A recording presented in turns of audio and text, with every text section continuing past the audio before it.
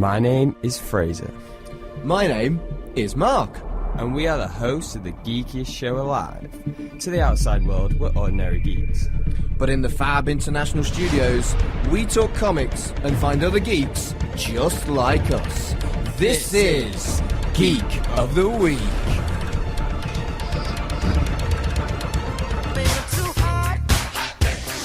I need photos of Spider-Man. So, you know with the sound with J. Jonah Jameson, it's time for the news on Geek of the Week. Now, this is a jam-packed like news, because I had like a sort of plan of what the news was going to be, and then a lot of stuff dropped, and then a lot of more stuff, It's a big news stuff week. dropped, so it's like so we sort of like, we split it into 2 weeks, so the stuff that, if you think like, oh, you haven't talked about this or whatever, we're probably going to talk about it next week, unless something else, takes over that as well. There's so much news. Quite happy. We live in a news-heavy world. Yeah, and we're also doing sort of like, we only kind of want to do like one review a week, because otherwise, like, it takes up so much of the show. It does. So, we have a bit of foreshadowing there. So, if you're looking for like Punisher Season 2... I haven't finished it. It's coming soon. It's going to be How far next have you week. got?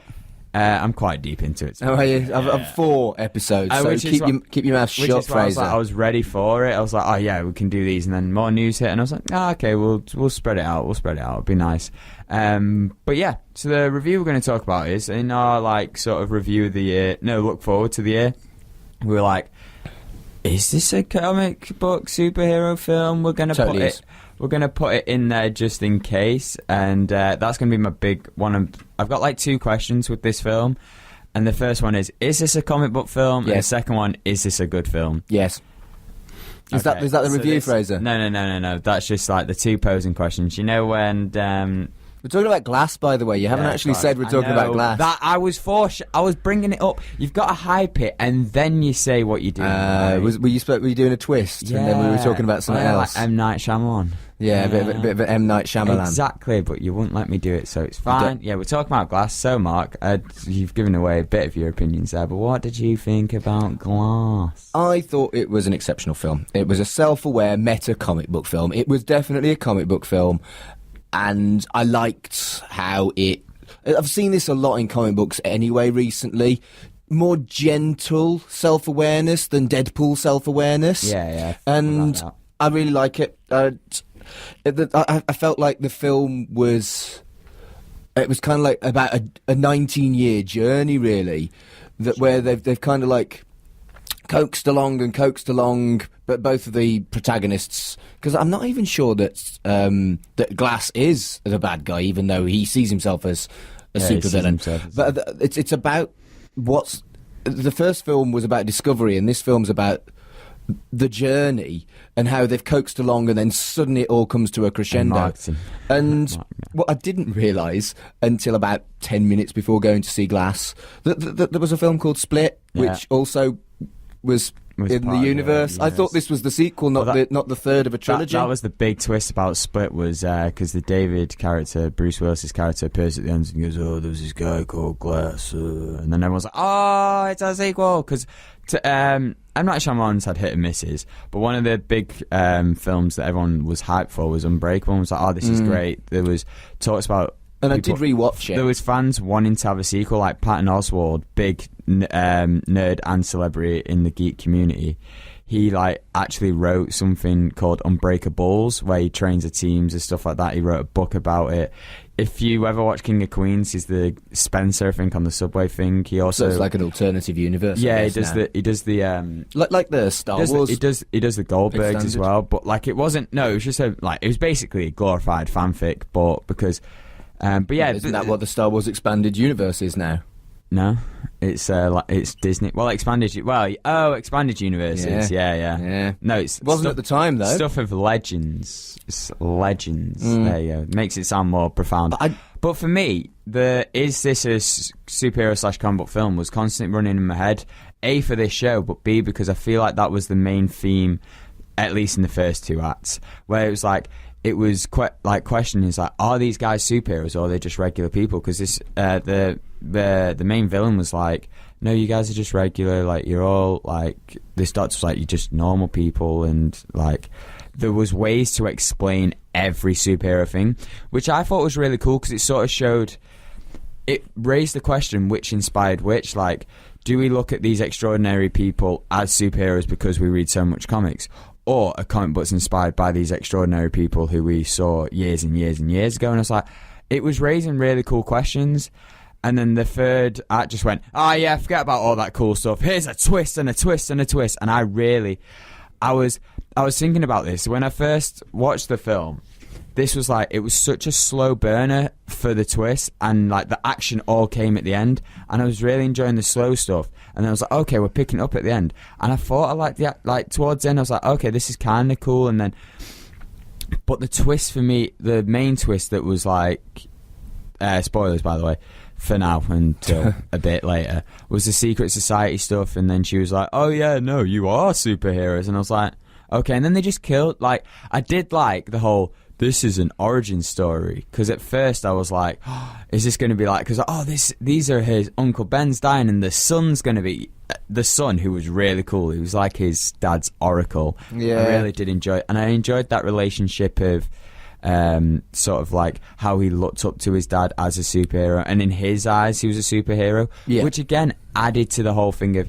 is he a superhero? Like, what is a superhero? And I enjoyed that question. And then at the end, they just sort of were like, oh yeah, forget all that. It's Secret Society. And here's a twist. It's M. Night Shyamalan. What did you expect? I was expecting a twist, and I was expecting it to be good. No, same. It wasn't a good twist, though. I thought it let the film down. What would have been a better film is if it was either you put a don't put a definitive answer on it. Like, are they superheroes or not? That whole thing when she comes over and goes, oh yeah, you are all superheroes. And it's like, then why were you explaining all this? I did enjoy the twist where he, like, because I accepted it was like, alright, they are superheroes, but I was expecting a moment where they burst out or something.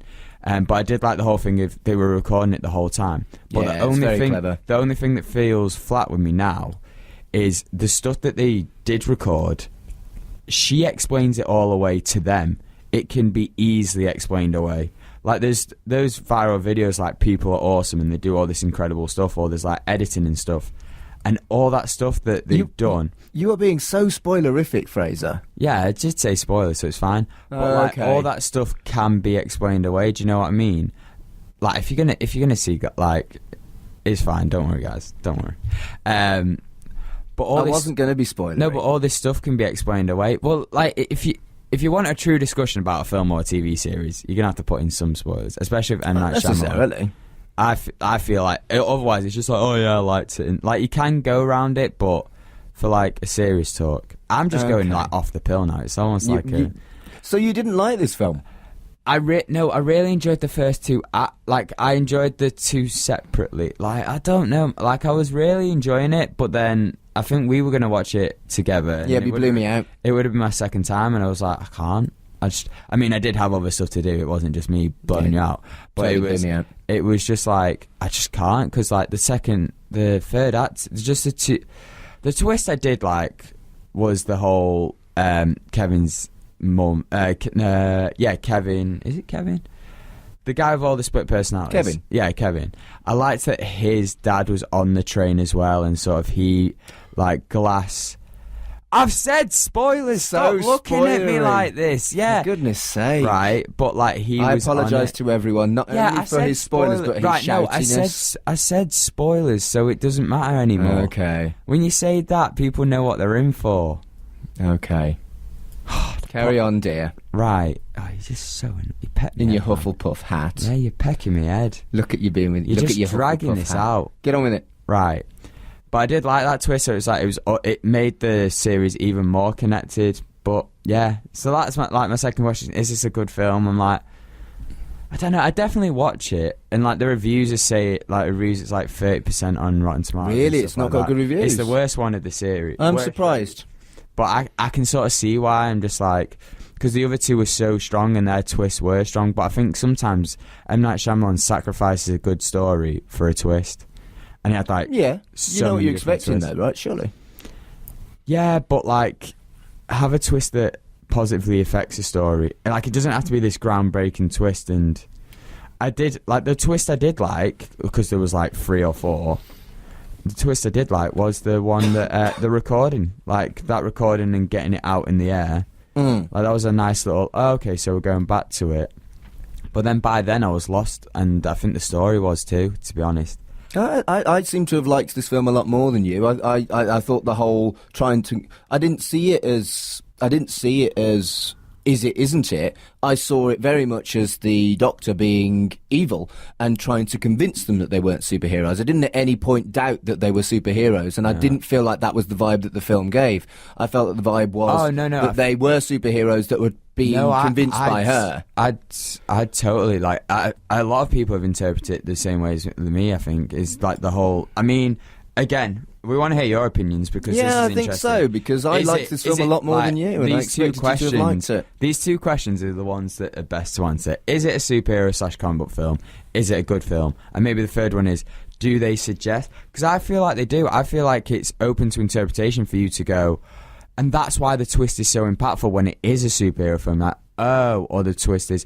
But for me, the one thing that made me lean towards that it wasn't a superhero film and it was all in their head was the fact that the fight scenes weren't that epic, which I think, again, adds more to the debate of is it, isn't it? Because if these were superheroes, you're expecting a superhero battle, especially if they're aware of how comic books are supposed to be. But anyway, that's the Glass review. Spoilers over, it's fine. Spoilers. You know Bruce Willis, he's dead, people. Does he? Oh, yeah. It's a spoiler for a different film. But yeah, again, we want to know what you guys think. These 3 questions. Have you seen Glass? Is it a superhero movie? Is it a good movie? And then, yeah, they totally like. Where do you lie? Would you have liked? How did you feel about the twists? So many twists. I like twists. It was like a waltz or something. But yeah, so we want to know your opinions on Facebook, Twitter, Tumblr, all the many social medias and comment sections below. So the next bit of news we're going to talk about, which is very, very exciting and is pretty groundbreaking in film, is we're going to talk Oscar nominations came in, and Black Panther got nominated for Best Picture, which is the first superhero movie to get put into that category, which is super dope. And also Spider-Fan over here, Spider-Verse got put up for Best Animation. So what do you make of the news? Because we talked a bit about Oscar buzz when they were applying for I think a while back. I think Black Panther deserves it, but I also think Infinity War deserves it as well. 100%. Well, we can't, we can't have our pie and eat it. Well, no, I know, and I suspect we'll never see 2 superhero films in the Best Picture nomination, but we will certainly see lots of biopics in each one. But it's great news, and it's, they couldn't ignore popular culture. Yeah.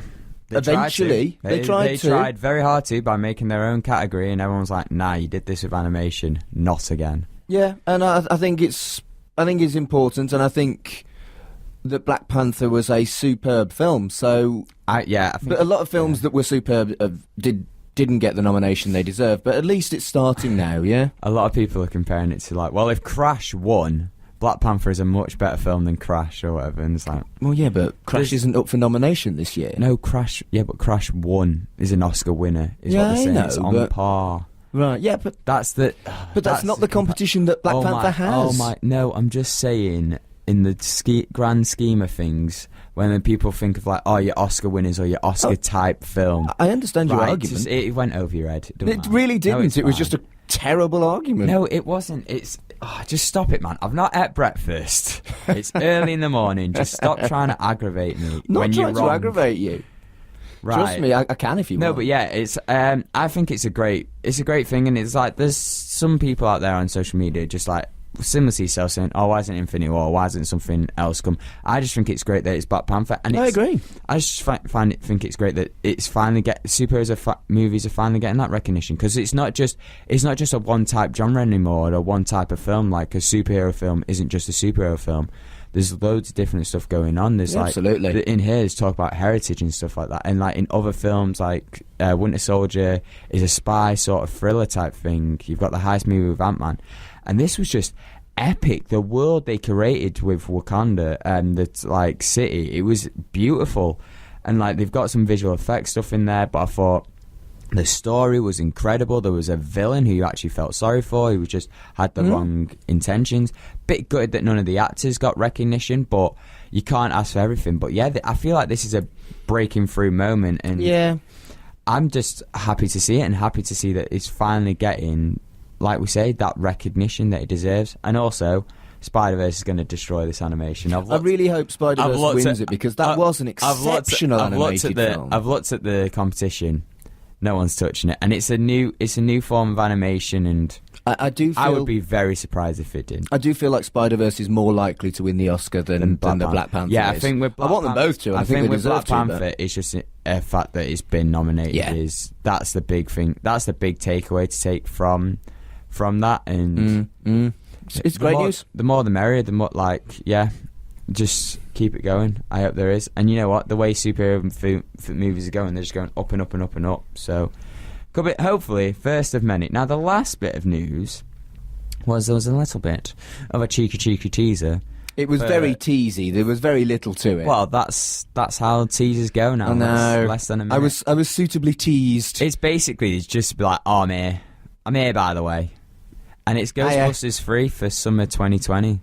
Somehow, what did you think of this? Did you like a little go? Well, the teaser trailer was... And then you open up and there's the echo on. The teaser trailer was... Who are you going to go? Well, it was very 80s. The music was very 80s.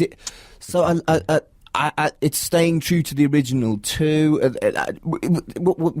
Yeah, I'm excited. Happy. So, I'm excited. I dug in a bit, got my spade out. Right. Me James Spader. Right. I want James Spader because I don't know if he's in this, but, you know. He might be. So...